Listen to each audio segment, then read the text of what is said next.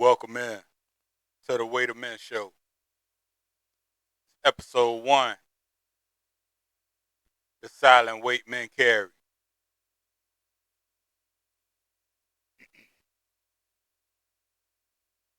Triumphant. Wearing fake rocking gear. Go check that out at fakerockin.org. That's fakerockin.org. FAKEROCKN.org.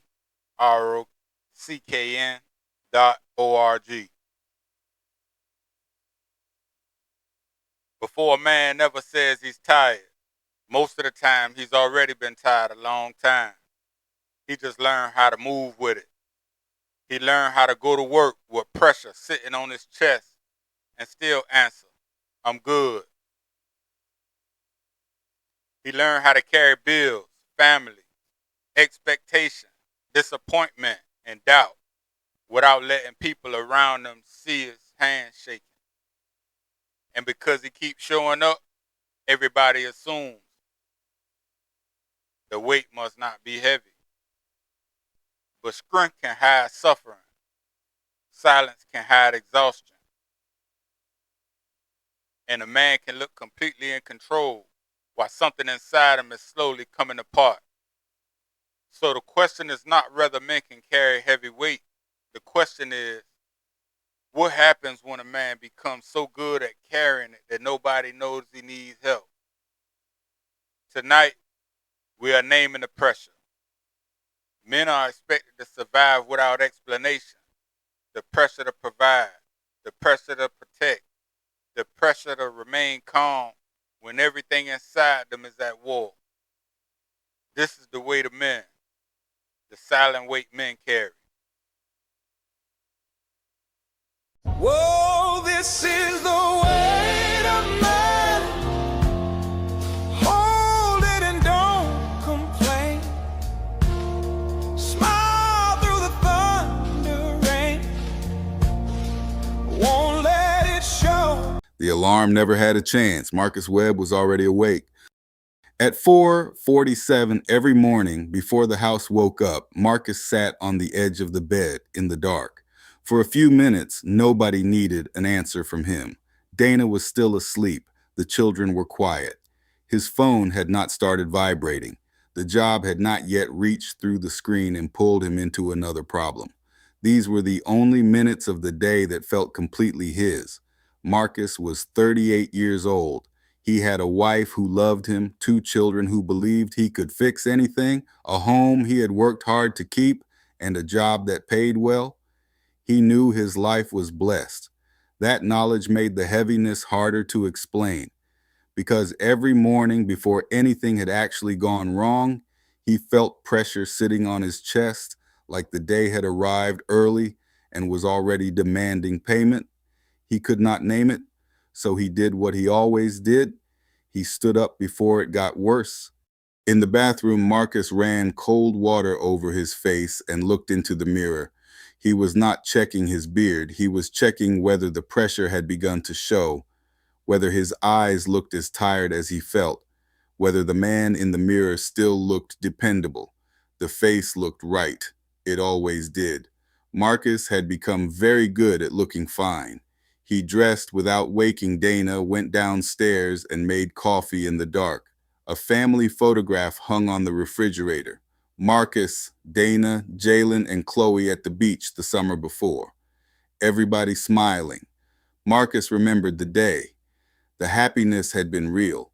But now the man in the photograph felt far away. That man looked as though he still had room inside himself. Marcus rinsed his mug, took his keys from the hook, and left before anyone knew he was gone. The drive to work took 40 minutes. Marcus spent most of it in silence. No music, no podcast. Just the road, the engine, and the dark slowly turning into morning. He had worked for the same distribution company for 11 years. He started on the warehouse floor loading trucks and earned his way into management. Now his office door read, Marcus J. Webb, Regional Operations Manager. His mother cried when he received the promotion. His father, Raymond, shook his hand with both of his, and looked at him with a pride Marcus never forgot. The job gave Marcus security. It also followed him everywhere. It lived in his phone at 10 o'clock at night.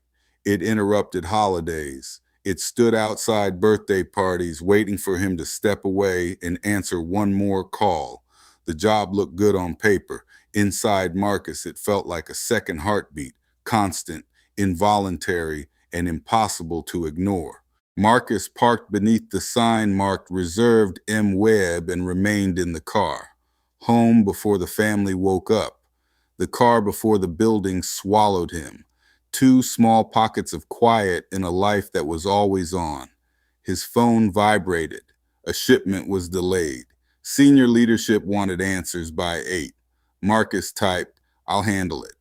Then he put the phone away, stepped out of the car, and changed. His shoulders straightened. His stride became steady. His face settled into the calm expression everybody trusted. The pressure did not disappear when Marcus walked through those glass doors. He translated it. He turned exhaustion into focus, fear into preparation, frustration into leadership. By 8 o'clock, everyone saw a man who had everything under control. Nobody saw what it cost him to look that way. Marcus had learned this translation long before he became a manager. His father, Raymond Webb, was a good man. He worked. He paid the bills. He showed up. He never abandoned his family. But Raymond never talked about what any of it cost him. He carried pressure quietly, with his jaw set tight and his feelings locked behind it. Raymond had one rule: handle your business and keep it moving. He never explained it. He did not have to. Marcus absorbed it as the definition of manhood. A real man handled the problem. A real man kept moving. A real man did not make his weight somebody else's burden. So Marcus learned how to describe circumstances without describing feelings. He could talk about the mortgage, tuition, deadlines, staffing problems, and the needs of his family. But he had no words for the pressure beneath all of them. Explaining the weight felt too much like admitting he could not carry it.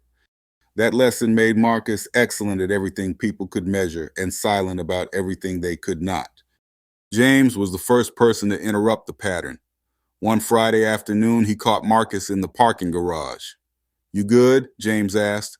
Marcus answered automatically, "I'm good." James did not walk away. "You don't look good, man. You look tired." Marcus almost repeated the answer. He almost smiled, changed the subject, and kept moving. But James was not looking at him with pity. He was paying attention. For one uncomfortable second, Marcus felt seen. "I'm tired," he said. That was all. No speech, no confession, just one true sentence. James nodded. "Come get some food." And they did. Marcus did not understand it yet, but that small moment had created an opening. Marcus kept a bottle of bourbon on a shelf in his home office. He was not a heavy drinker, but on the hardest nights when the pressure had followed him from the bed to the car, through the office, and back home, he sometimes looked at the bottle longer than he looked at his computer. He understood the danger. He had watched his uncle carry his own pain without words until numbing became easier than naming. First, the bottle gave him somewhere to rest the weight. Then the bottle became another weight. Marcus kept his distance from that edge, but he understood the pull. A man carrying something he believes he is never allowed to put down will eventually search for somewhere, anywhere, to rest it. And pressure always finds an outlet. When Marcus did not pour it into a glass, it came out in other ways. The weight entered his tone. His answers became shorter. His patience became thinner. Humor that had once been warm started carrying an edge. It entered his marriage. Marcus and Dana still loved each other, but they had begun living on opposite sides of a wall neither of them remembered building. It entered his parenting. At dinner, Jalen and Chloe told stories about school. Marcus looked directly at them. He loved them completely. And still, part of him remained somewhere else. Inside tomorrow's problems, unpaid responsibilities, and conversations he did not know how to begin. One night, Dana said quietly, I don't know where you go sometimes, but you go. Marcus wanted to answer. Instead, he told her work was heavy and things would settle down. Dana looked at him like a woman who knew the difference between things will get better and I am not ready to let you inside. She stopped asking. The wall grew another layer. Beside the bottle sat a carved wooden mask. Marcus bought it years before because something about its still expression felt familiar. Now he understood why. At work, he wore the face of the capable leader. At church, he wore the face of the grateful husband and father. At school events, family dinners, and birthday parties, he adjusted himself for every room. None of those versions were fake. Marcus was capable, he was grateful, he loved his family, but he was also exhausted in a way none of those rooms ever saw. The longer he wore the mask, the harder it became to remember what was underneath it. Beneath the dependable exterior was a man who missed his father, a husband watching his wife drift farther away, a father sitting beside his children while his mind remained somewhere else, a man awake at 4:47 because sleep had stopped feeling available. That man existed. Marcus had simply never introduced him to anyone. The cost of Marcus's silence became clear on a Thursday night in November. Dana texted from upstairs. Jalen got in trouble at school. I handled it, but we need to talk. Marcus replied, Give me 20 minutes. Then he set the phone down and sat there. The delayed shipments, the sleepless mornings, the distance in his marriage, the bottle, the mask. Now his son was acting out. Jalen had a father in the house, a father who provided, attended events, and loved him. But emotionally, Marcus had been living 1,000 miles away, and Jalen did not have words for what he felt either. So the boy was beginning to speak through behavior. Marcus looked at the mask and saw the pattern clearly. Raymond's silence had not ended with Raymond. It had traveled through Marcus and was reaching for his son. The cycle was not broken. It had only waited for another generation. Marcus remembered the parking garage. You don't look good, man. You look tired. He remembered what it felt like to answer with the truth. He picked up his phone and called James. James answered on the second ring. Hey, what's up? Marcus opened his mouth, but the words did not come in the right order. I don't know, he said. He stopped and tried again. I think something has been wrong for a long time. His voice tightened. I need to talk to somebody. I just don't know how to explain it yet. For a moment, the room was silent. Then Marcus asked, Are you free this week? James answered without hesitation, I'm free. Marcus had not solved anything, but for the first time, he had stopped pretending there was nothing to solve. Over the next several weeks, Marcus began giving names to what he carried. Some words came while eating with James.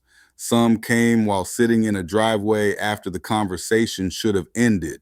Some came late at night, written in a notebook because writing felt easier than speaking. And some came slowly, painfully in conversations with Dana. The first name was Provision. Marcus had never resented caring for his family, but beneath every paycheck was the fear that one mistake, one emergency, or one lost job could remove the floor from beneath all of them. 99 things handled correctly were invisible. One thing slipping felt like proof that he had failed. The second name was Legacy.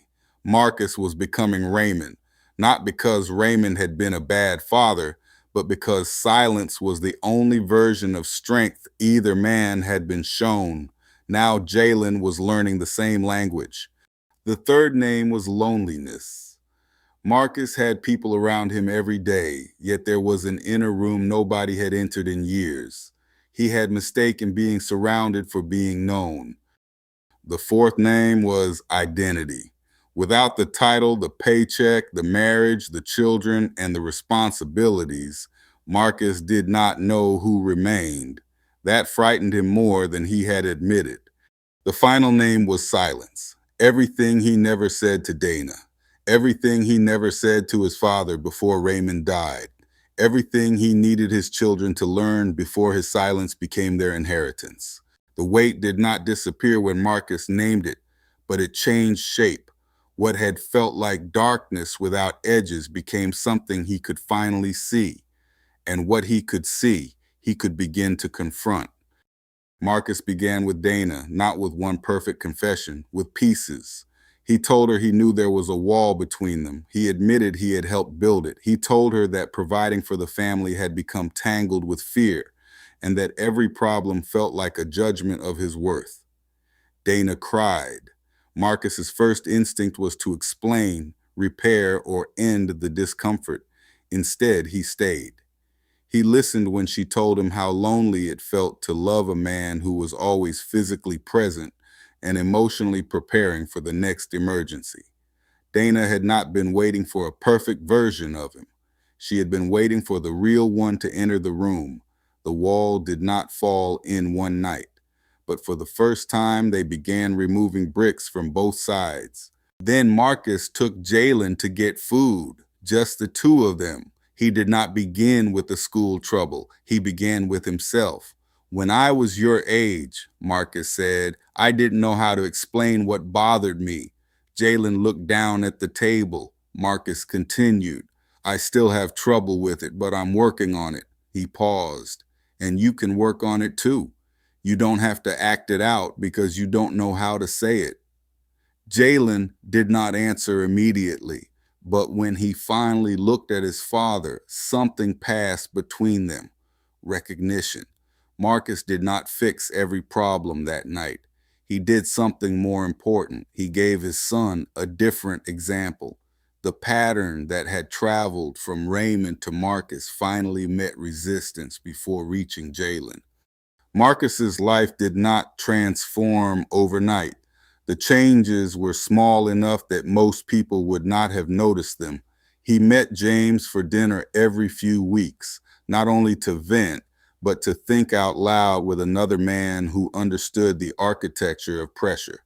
He began exercising before work so his body had somewhere healthy to release what his mouth had spent years holding. In the early morning, he started praying. Some mornings he had the right words. Other mornings he only had the willingness to sit there honestly. He moved the bottle out of his office. He put his phone face down at dinner. He listened longer. He explained less. He kept the wooden mask on the shelf. Marcus understood that every room did not require complete vulnerability. A mask chosen for protection could be a tool, but a mask worn so long that a man forgot his own face was a trap. For the first time, Marcus was learning the difference. 6 months later, Marcus sat in his office while the house slept. Dana had brought home a lamp made from an old amber bottle. Warm light passed through the glass and touched the edges of the room. Marcus looked at it and thought about his uncle. A bottle had become the place where one man disappeared. He thought about Raymond, who carried his weight alone until silence bent him inward. He thought about the night he called James, the kitchen table with Dana, the look on Jalen's face when Marcus admitted that he was still learning too. The same shape that could hold something destructive was now giving light. The material had not decided the outcome. Someone had decided what to make from it. Marcus finally understood that pressure worked the same way. The weight was real. But the weight was not the entire story.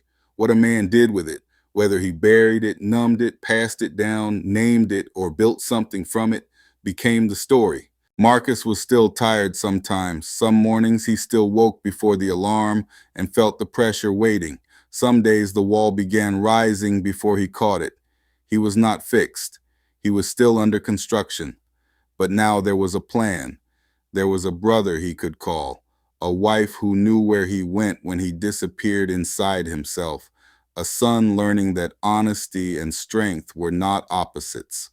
Marcus opened his notebook and wrote, "The burden didn't break me. It lit the room." He looked at the lamp. Outside, the sun was coming up. Marcus closed the notebook and went to make coffee, not to escape the weight, not to avoid the day, but to meet it. This time he would carry it with clear eyes, honest words, and both hands. Some men are not failing, they are carrying a weight nobody has asked them to name. Strength is not pretending the weight does not exist. Strength is knowing when it is time to stop carrying it alone. This is the weight of men. The silent weight men carry is real. It lives in responsibilities nobody celebrates, fear nobody hears, oppression a man may not know how to explain. But silence is not the same as strength. A man can survive by hiding everything and still damage himself, his marriage, his children, and the people trying to love him. The goal is not to become weaker.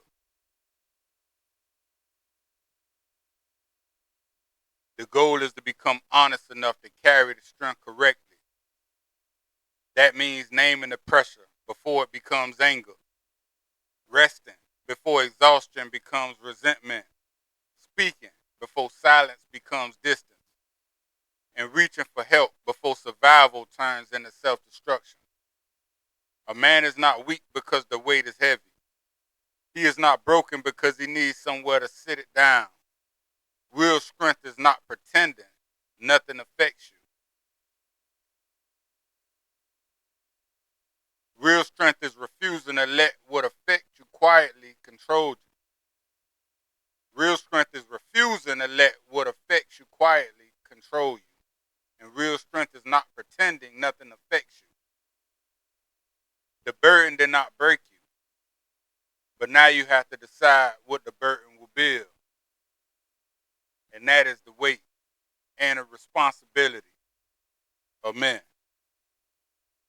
Ask yourself honestly, what weight are you carrying right now that nobody knows about? And is it building you or breaking you?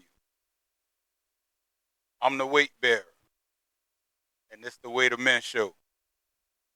Good night. Whoa, this is